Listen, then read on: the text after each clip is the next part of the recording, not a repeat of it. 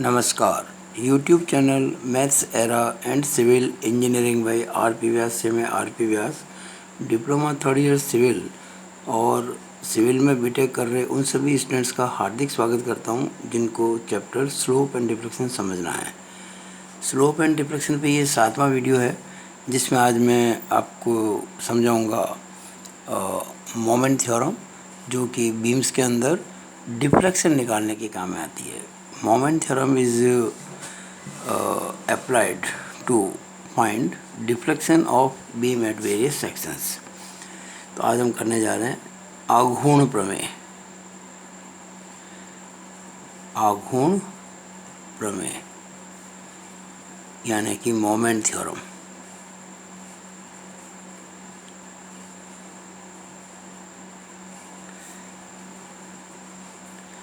इसका काम क्या है? To find deflection of beam at various sections या various points। deflection of beams at various sections or various points यानी कि विक्षेप ज्ञात करने में, धरण के विभिन्न बिंदुओं विभिन्न खंडों पर विक्षेप ज्ञात करने में इसका प्रयोग होता है। अब ये है क्या? तो मैं इसका कथन लिख देता हूँ, स्टेटमेंट।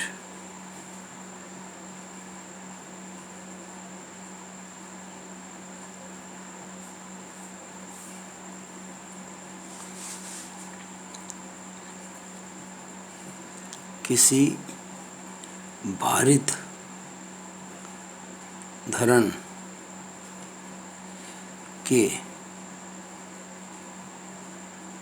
विक्षेप वक्र के किन्हीं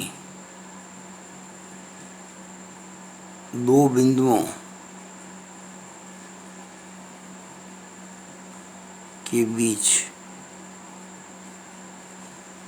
किसी भारित धरण के विक्षेप वक्र के किन्हीं दो बिंदुओं के बीच ने, किन्हीं दो बिंदुओं पर, किन्हीं दो बिंदुओं पर खींची गई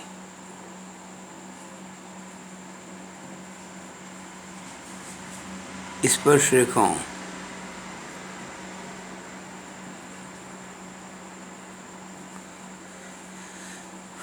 के मध्य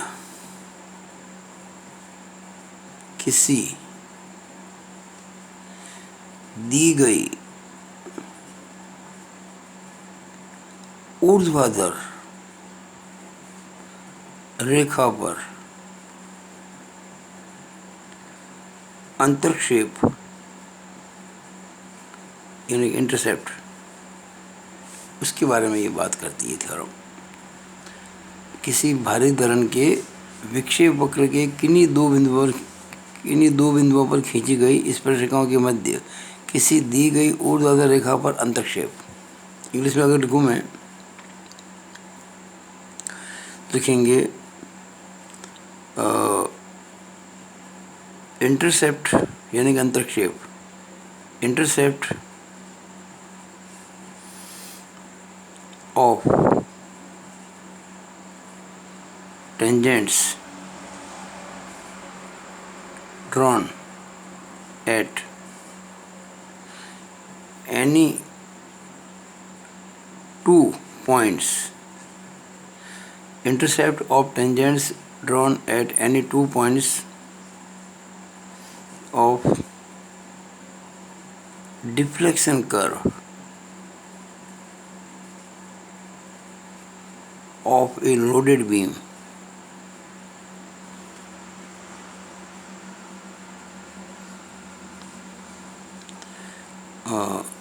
intercept on a given vertical line,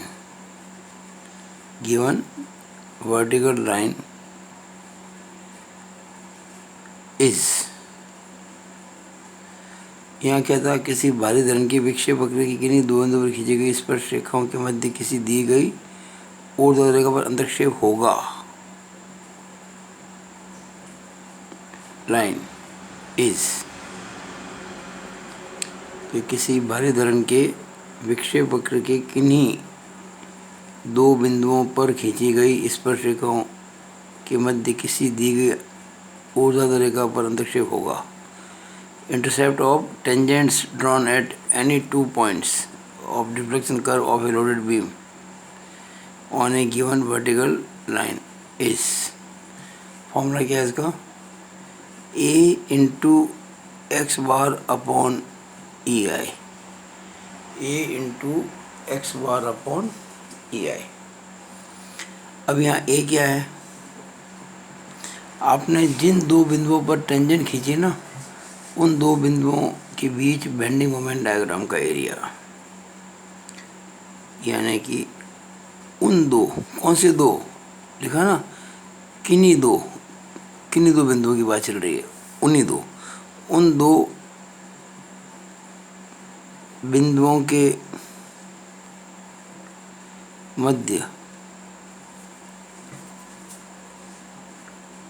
bending moment diagram का क्षेत्रफल ये हो गया।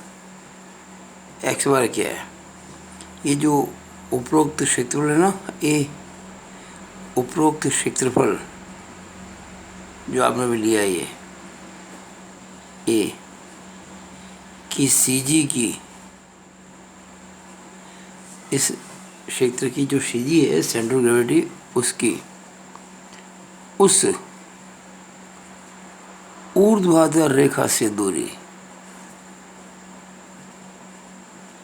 कौन सी ऊर्ध्वाधर रेखा, कौन सी वर्टिकल लाइन, ये जिस पे आपने इंटरसेप्ट नापा है, उस ऊर्ध्वाधर रेखा यानी कि वर्टिकल लाइन से दूरी, उपरोक्त क्षेत्रफल की सीजी की उस ऊर्ध्वाधर रेखा से दूरी। तो वास्तव में देखा जाए ना, तो a इंटू एक्स बार जो है मोमेंट ऑफ एरिया है, तो हम ये भी कह सकते हैं कि A X bar is equal to moment of area between moment of area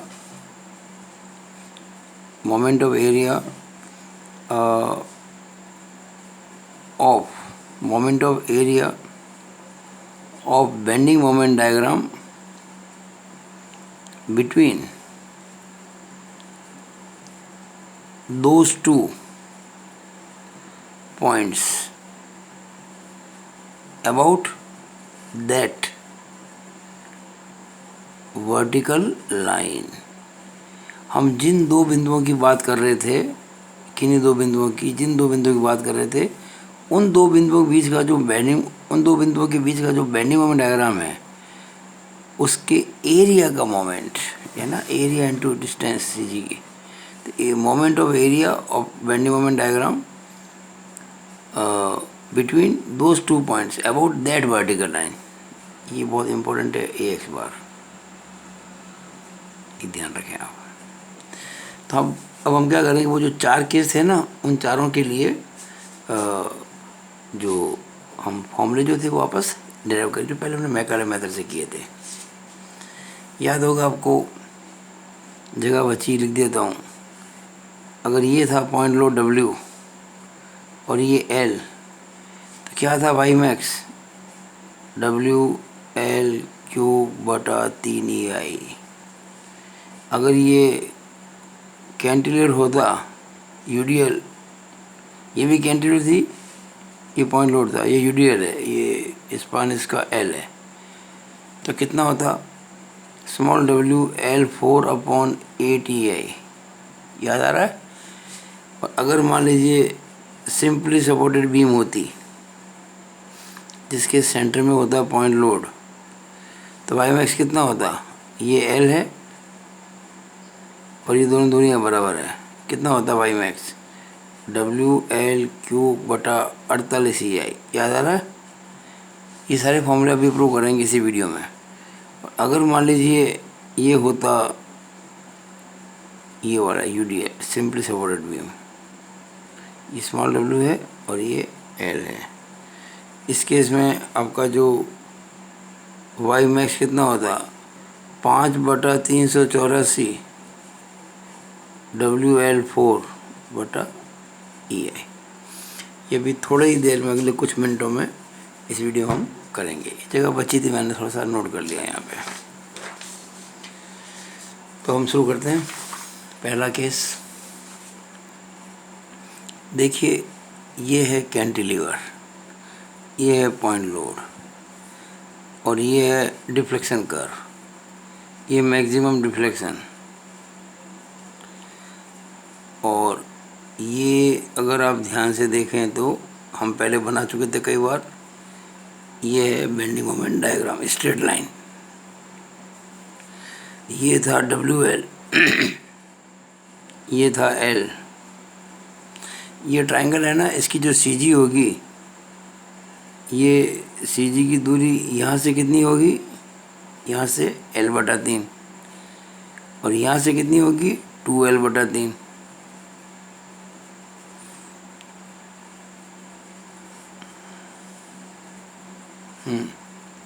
अब देखिए, हमें निकालना है ये वाई मैक्स, ये A, B, BB1, ये वाई मैक्स है। It is Y max. अब आप देखिए ध्यान से कि A पर जो टेंजेंट है वो ये है, और B पर जो टेंजेंट है वो ये है। अब ये जो दो टेंजेंट हैं, इनके बीच का जो इंटरसेप्ट है अंतःखंड, वो अलग अलग जगह पर अलग अलग है। अगर मैं कहूँ कि यहाँ पे इनके बीच की दूरी कितनी है, कितना इंटरसेप्ट, हम कहेंगे ये इतना गैप है। यहाँ पे ये जो दो टेंजेंट है, ये वाली, एक थी वाली और एक ये वाली B पर जो है, इनके बीच का इंटरसेप्ट अंतःखंड, अंतःक्षेप, आगे जाएंगे तो और बड़ा हो जाएगा, आगे जाएंगे तो और बड़ा हो जाएगा। ये कितना बड़ा हो सकता है? इनफाइनाइट। अरे भाई, ये दो लाइन्स है जो पैरेलल नहीं है, ये तो है हॉरिजॉन्टल, ये है इंक्लाइंड। और जो लाइन से पैरेलल नहीं हो वो कभी जो है पीछे आएंगे तो मीट कर जाएगी, आगे जाएंगे तो खुल जाएंगी, ओपन हो जाएंगी। तो इनके बीच की दूरी इनफाइनाइट हो जाएगी। और जो अपन इस साइड में आएंगे, देखिए गैप कम हो रहा है, कम हो रहा है, कम हो रहा है, यहाँ आगे 0 हो गया। लेकिन ये जो पॉइंट है B, इससे जो ये वर्टिकल लाइन गुजर रही है, ये ना लाइन, वर्टिकल लाइन जो B से गुजर रही है, इस पर जो ये इंटरसेप्ट है, यानी A पे जो टेंजेंट है ये वाली और B पे टेंजेंट है ये वाली, और इनके बीच का ये इंटरसेप्ट जो है, ये वाई मैक्स है कि नहीं है? बिल्कुल है।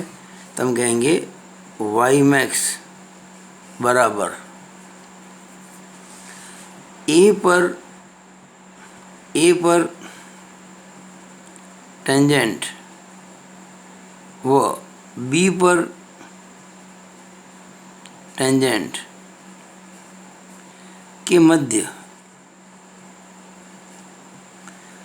B से गुजरने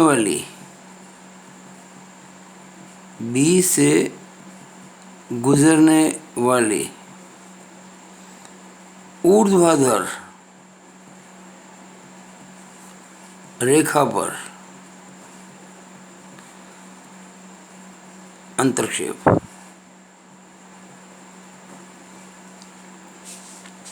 ये जो अंतरक्षेप है BB1,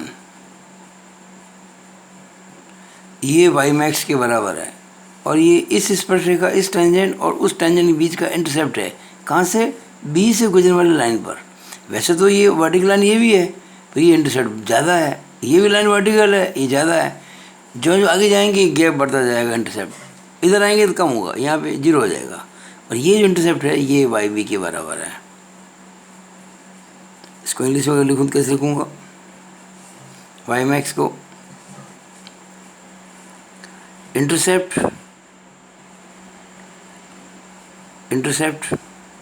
बिटवीन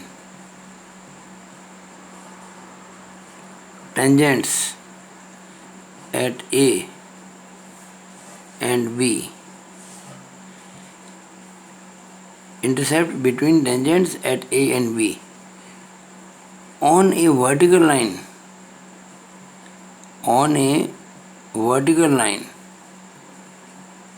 passing through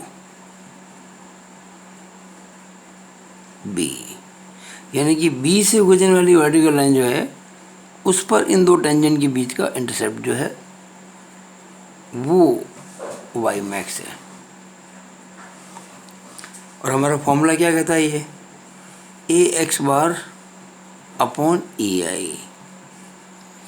अच्छा, अब आपने जो लिखा है ना ए एक्स बार अपॉन ई आई, तो आपको एक बात लिखनी पड़ेगी कि एरिया आप किन दो बिंदुओं के बीच में ले रहे हो, किन दो पॉइंट्स के बीच में आप एरिया ले रहे हो, और उस एरिया का मोमेंट आप किस के अबाउट ले रहे हो।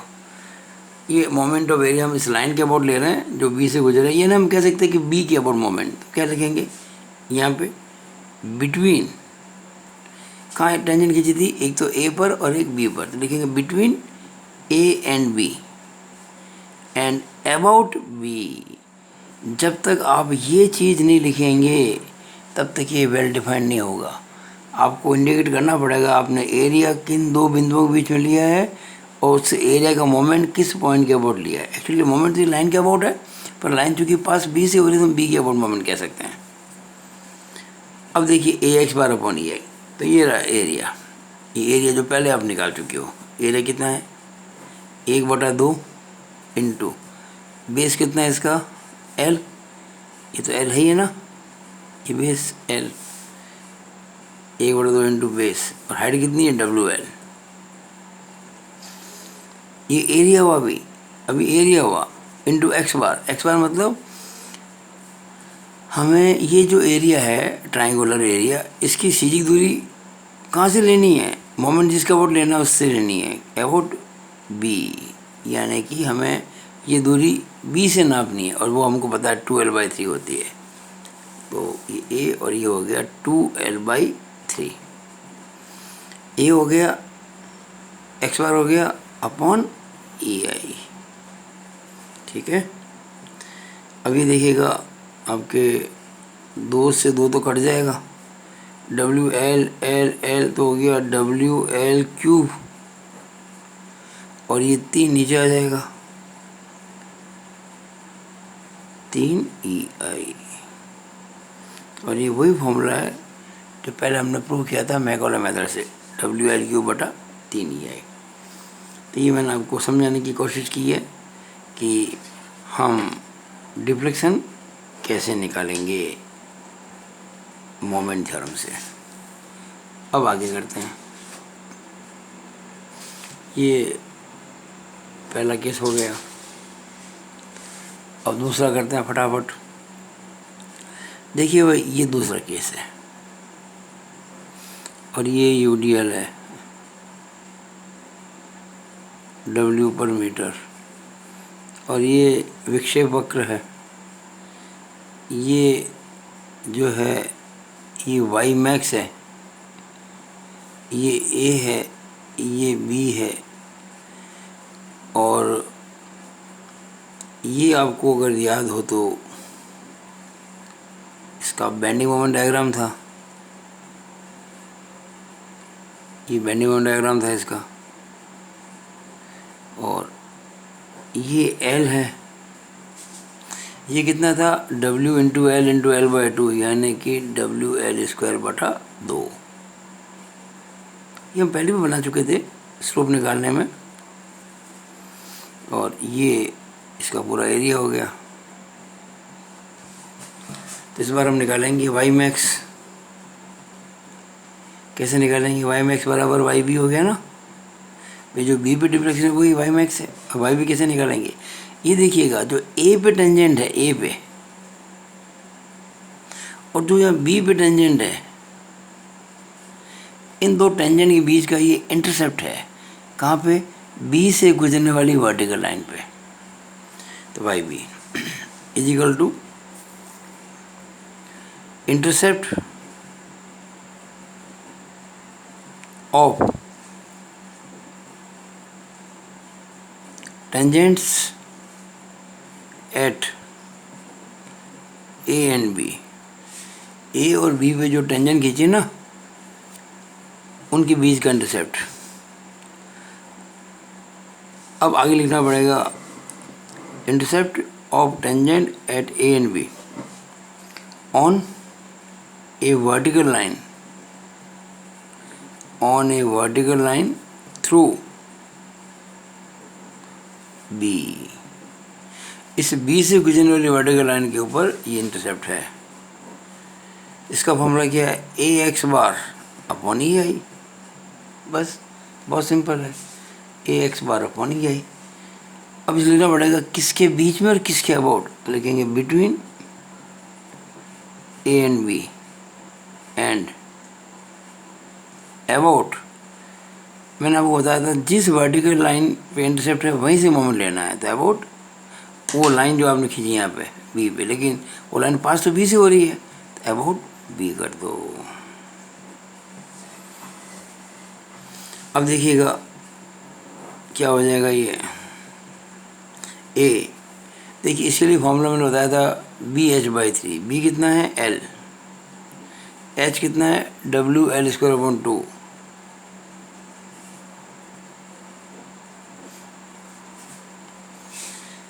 B H by three, three नीचे ले लेता हूँ, बी एच बाई थ्री और एक्स बार। अब एक्स बार में क्या होगा कि मोमेंट लेना है अबाउट बी, मोमेंट लेना है आपको बी के अबाउट, यानी ये जो बी है ना यहाँ से डिस्टेंस पता करनी है। तो ये सी जी है, तो बी से दूरी जो होगी वो 3l/4 होगी। यहाँ से तो l/4 है, यहाँ से 3l/4 है, तो इंटू 3l/4। अब आप देखिएगा कि इसमें तीन तीन तो कट जाएंगे। अब ये W L square L L, तो डब्ल्यू एल 4 हो गया, W L square L L, W L 4 हो गया अपॉन 4 दूनी 8, और ई है तो ये है ही नीचे। इसका मतलब